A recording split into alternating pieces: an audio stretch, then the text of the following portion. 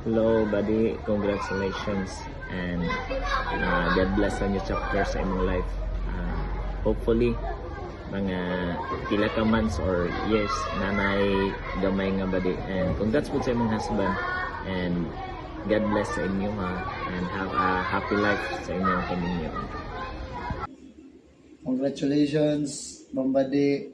O ako kayo mong kalipay nga niabot na gyud ang panahon nga nahatagi-hatagan na gid ka sa Ginoo og imong makauban sa tibuok nimong kinabuhi nga higugmaon sa bugos nimong kasing-kasing nga akong ginaampo akong pag-ampo gyud nga ang inyong panimalay mahimong gamayng langit diri sa kalibutan ug mahimong panaminan sa uban kay magpabilin ang kahapsay, ang kalipay, labi na gyud nga mahisentro ang Ginoo sa kanunay sa inyong pamilya nga taliwala bisan pa nga mga pagsulay nga mga bot ang Dios magapabilin sa pag usa kaninyo magapabilin sa paghatag og dugang pagyud nga proteksyon hangtod sa kahangturan.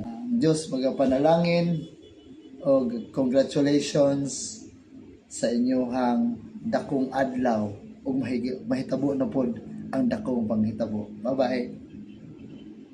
To our newlywed couple, Buddy and Darwin, congratulations on your wedding day.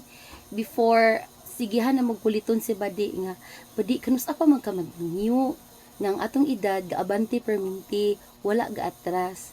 Usa ra gid nang iyahang tubag in God's perfect timing and in God's given right person. Ug karon ba di niabot na gid ang time nga gihatag sa Ginoo and finally niabot na ang right person nga gihatag sa Ginoo sa imuha and in God's perfect timing.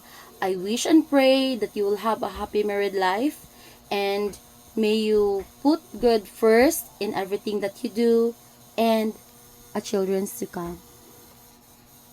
Congratulations!